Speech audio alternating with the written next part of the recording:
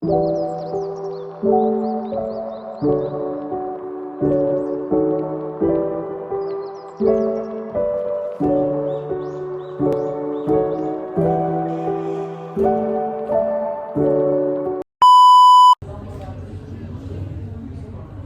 langsung saja kepada materi pertama, silakan.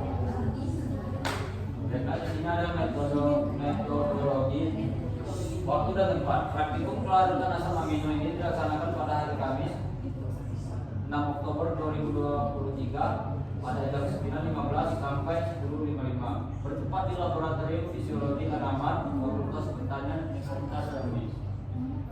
Di sini ada alat dan bahan. Kegiatan praktikum ini menggunakan alat-alat yang digunakan dalam kegiatan praktikum biokimia yang terdapat di Laboratorium Fisiologi Tanaman, antara lainnya kertas upaya, suntikan, plastik, ikatan media, santan kelapa, botol, aluminium foil, karet, kertas rubber. Selanjutnya ada prosedur praktikum.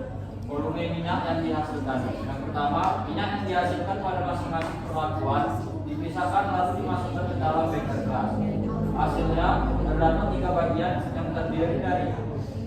yang terdiri atas berupa minyak, bagian tengah berupa padatan atau blendo yang terdiri dari protein yang tidak larut, dan bagian bawah berupa cairan yang mengandung air. Yang kedua, minyak yang terdapat pada bagian atas tersebut diukur volumenya dan dipisahkan pada beker gelas. Selanjutnya, uji organoleptik. Yang pertama, siapkan botol inkubasi, lalu isi dengan santan kelapa sebanyak 150 ml. Selanjutnya, tambahkan ketan buah pepaya sebanyak 3 ml sesuai peraturan. Selanjutnya, tutup botol inkubasi tersebut menggunakan aluminium bungkus dengan kantong plastik dan diikat menggunakan karet gelas. Setelah itu, botol yang berisi santan kelapa dan ketan buah pepaya diletakkan di suhu kamar selama 7 hari atau seminggu. Amati dan catat ketinggian dari air, minyak, dan blendonya pada hari-hari. Selanjutnya, saya kembalikan kepada moderator. Terima kasih. Untuk materi selanjutnya akan dipaparkan oleh materi 2. Silakan. Baik, terima kasih. Selanjutnya yaitu masih metode praktikum, yaitu mengenai uji asam lemak bebas. Langkah pertama yaitu apa itu minyak. Sebelum menyediakan minyak kelapa dari menggunakan pipet tetes. Kedua, setelah itu masukkan ke dalam aromayer. Tambahkan alkohol sebanyak 25 biji yang telah dipanaskan lalu disegar tunggu hingga dingin. Yang ketiga, tambahkan 1 ml penanggulangan 1% lalu disegar. Filtrasi menggunakan AOH 0,1 gram. Filtrasi dengan perlakuan 0,5 ml. 4. Jika warna merah diaku dan warna tidak hilang sama 30 cm, pengamatan dianggap selesai. Dan jika warna hilang, filtrasi lagi 0,5 ml. Yang terakhir, amati dan catat bagaimana hasilnya. Baiklah, masuk ke hasil. Di sini kami paparkan data minyak kelas O yang akan dikendalikan pada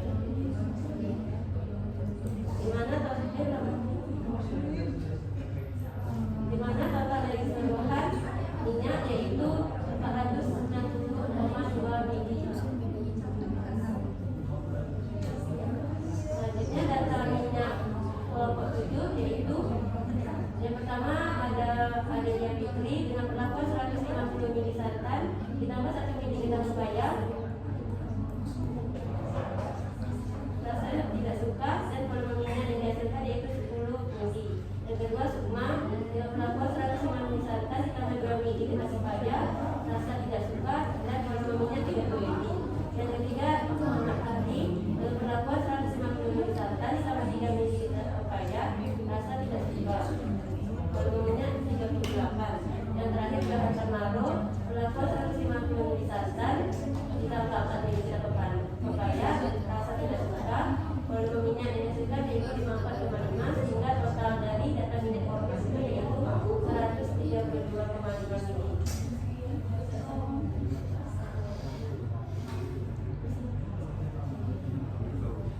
Dan selanjutnya yaitu uji organoleptik, di mana adanya Fitri dengan warna agak keruh dan bau.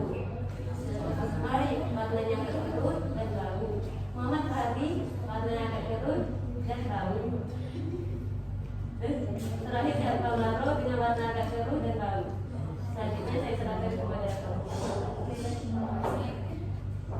Selanjutnya pada materi, saya persilakan. Selanjutnya uji asesmen tugas pelakuan minyak 4 mili alkohol 25 mili dengan ulangan 2 kali, juga namanya 1 mili, waktu 1 menit, warna merah muda, hasil 70,5%.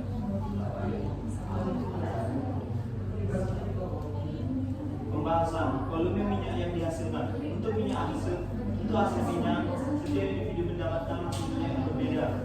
Untuk kelompok 7 menggunakan perlakuan 150 mili santan plus 1-4 mili berlaku upaya dengan rata-rata minyaknya 22,25 mili. Pada perlakuan santan ditambah penerimaan yang diperoleh lebih sedikit dibandingkan dengan perlakuan santan yang menggunakan enzim papai. Hal ini disebabkan oleh perbedaan dalam proses pemecahan emulsi santan.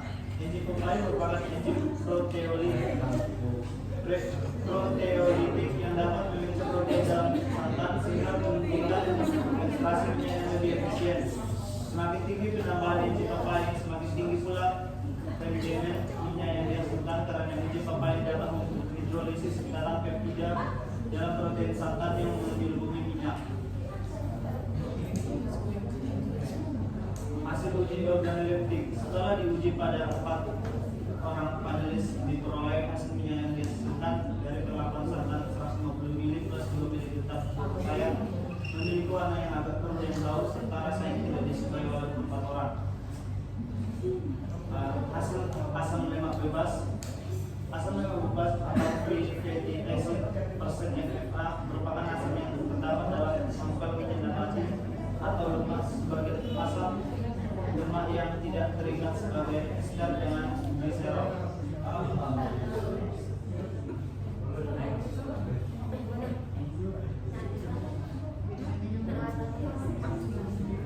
Dari praktik yang sudah dilakukan dapat disimpulkan dalam keseluruhan praktikum ini mengungkapkan bahwa enzim papain dari getah papaya memiliki kapasitas yang luar biasa dalam memecah molekul kompleks dalam kering santan kelapa dan menghasilkan minyak dengan efisiensi yang jauh lebih tinggi dibandingkan dengan fermentan atau resin. Baik, itulah presentasi dari kelompok kami. Lebih kurang kami mohon maaf. Kami akhiri wabillahi taufiq wal hidayah. Wassalamualaikum warahmatullahi wabarakatuh. Assalamualaikum warahmatullahi wabarakatuh. Semuanya, kami dari kelompok 7 akan mempresentasikan hasil praktikum yang sudah dilakukan, yaitu pengenalan alat laboratorium. Sebelumnya, perkenalkan anggota-anggota kelompok kami. Yang pertama ada Sukma Febriana Kasa, yang kedua Johan Farnaro, yang ketiga saya sendiri ada Dia Fitri, selanjutnya Muhammad Fadil Razir. Langsung saja ke materi pertama. Pada materi pertama saya silakan. Baiklah, di sini saya akan lanjut. Dalam melakukan percobaan di laboratorium, seseorang akan diharapkan pada hal-hal yang berhubungan dengan bahan-bahan kimia, peralatan yang dapat berbahaya dan merugikan bagi diri sendiri, orang lain maupun lingkungan sekitar bila tidak digunakan dengan baik. Seperti layaknya pekerjaan lain, bekerja dalam laboratorium kimia juga mempunyai resiko kecelakaan kerja. Resiko ini dapat disebabkan karena faktor tidak kesengajaan, ketelendoran, dan sebab-sebab lain yang di luar kendali manusia. Selanjutnya, tujuannya untuk mengetahui nama alat-alat yang digunakan di dalam laboratorium kimia serta mengetahui fungsinya dan mengetahui cara penggunaan beberapa alat dalam laboratorium. Baiklah, selanjutnya tinjauan umum. Laboratorium adalah tempat bekerja untuk keperluan penelitian, praktik maupun pembelajaran. Alat merupakan salah satu pendukung daripada keberhasilan suatu pekerjaan di laboratorium. Pengenalan alat-alat ini meliputi macam-macam alat, mengetahui nama alat, memahami bentuk, fungsi, serta cara kerja alat dari alat tersebut. Baiklah, selanjutnya di sini ada hasil pengamatan seperti gambar, nama alat, fungsi alat pada laboratorium. Yang pertama ada Erlenmeyer yang menjadi wadah dari bahan kimia cair. Selanjutnya ada gelas ukur untuk mengukur volume cairan. Selanjutnya ada gelas beker sebagai tempat mereaksikan bahan, tempat menampung bahan, tempat melarutkan bahan, serta tempat memanaskan bahan. Yang selanjutnya tabung reaksi untuk mereaksikan larutan. Selanjutnya di sini ada cawan Petri yang berfungsi untuk membiarkan suatu mikroba. Selanjutnya corong kaca yang berfungsi sebagai alat untuk memasukkan larutan ke wadah yang mempunyai dimensi memasukkan sampel bahan yang kecil. Selanjutnya botol kaca sebagai tempat untuk menyimpan cairan. Baiklah, selanjutnya saya serahkan kepada moderator. Baik, untuk materi selanjutnya langsung saja kepada materi kedua, silakan. Baik, terima kasih moderator. Selanjutnya yaitu neraca digital yang berfungsi untuk mengukur berat bahan. Lalu neraca analitik untuk mengukur massa gerak. Selanjutnya kertas batu untuk mengukur pH. Selanjutnya kertas saring untuk memetakan zat padat dan cairan. Alat selanjutnya yaitu pipet tetes yang berfungsi untuk memindahkan larutan dari suatu wadah ke wadah lain dengan jumlah yang sangat sedikit. Selanjutnya pinset berfungsi untuk mengambil benda dengan cara menjepit. Selanjutnya pengadu untuk mencapai bahayanya ada cairan untuk keperluan tradisi. Alat selanjutnya yaitu bunsen yang digunakan untuk pemanasan, sterilisasi, dan pembakaran. Selanjutnya bakal semprot berfungsi untuk menyimpan cairan aqueous, menyemprotkan cairan untuk membersihkan alat laboratorium, ataupun untuk memberas bahan-bahan di dalam laboratorium. Selanjutnya yaitu oven yang berfungsi sebagai alat sterilisasi dengan menggunakan metode panas kering. Cara kerja yaitu pertama hidupkan oven, yang kedua masukkan sampah yang akan di oven, dan yang ketiga atur suhu sesuai sampah yang akan di oven. Baiklah, selanjutnya saya akan serahkan ke moderator. Terima kasih. Selanjutnya langsung saja kepada presentasi 3, silakan. Terima kasih kepada moderator. Yang ketiga, desikator vakum. Cara kerjanya, buka tutup desikator dengan cara menggeser. Kedua, masukkan alat dan bahan yang Anda inginkan atau keringkan. Ketiga, setelah itu tutup kembali menutup dengan cara menggesernya. Keempat, beberapa saat sampai alat atau barang sudah dingin dan bebas air. Buka kembali seperti itu. Nomor 1. Fungsinya menghilangkan kadar air pada bahan, menyimpan bahan kering yang rentan terhadap cara lembab, dan membantu pendinginan.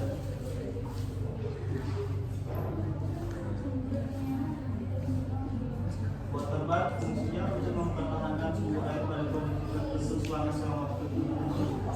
Cara kerja, udara dimasukkan ke bejana. Kedua, atur suhu yang dikehendaki dan hidupkan pemandian air. Yang ketiga, masukkan benda yang akan dipanaskan ke dalam air untuk panas air. Letakkan benda pada salah satu lubang untuk panas uap. Ingat, lubang lain yang tidak digunakan tetap tertutup.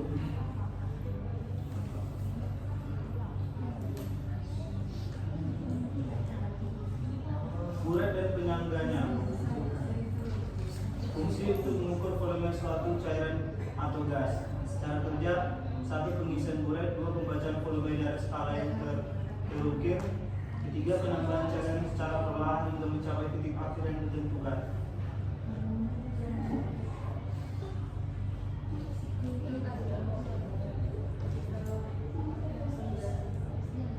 Pembahasan. Dalam pengamatan yang telah dilakukan terdapat berbagai macam alat dengan fungsinya masing-masing. Setiap alat dirancang atau dibuat dengan bahan-bahan yang berbeda satu sama lain dan mempunyai fungsi yang sangat spesifik. Berikut ini pengkategorian alat-alat yang ada di dalam laboratorium berdasarkan asal bahannya. Perawatan gerak, gelas, Erlenmeyer, gelas beker, gelas ukur, tabung reaksi, corong kaca, pengaduk, cawan Petri, buret, botol kaca, pipet tetes. Perawatan gelas, kertas saring, kertas pH, water bath, neraca serta profil di starter vakum pinset.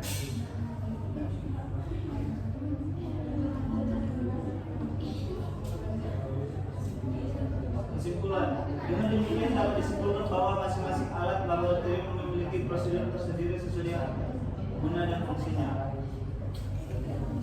Oke, baik, itulah presentasi dari kelompok kami. Selanjutnya masuk ke materi yang kedua, yaitu asam enzim papain.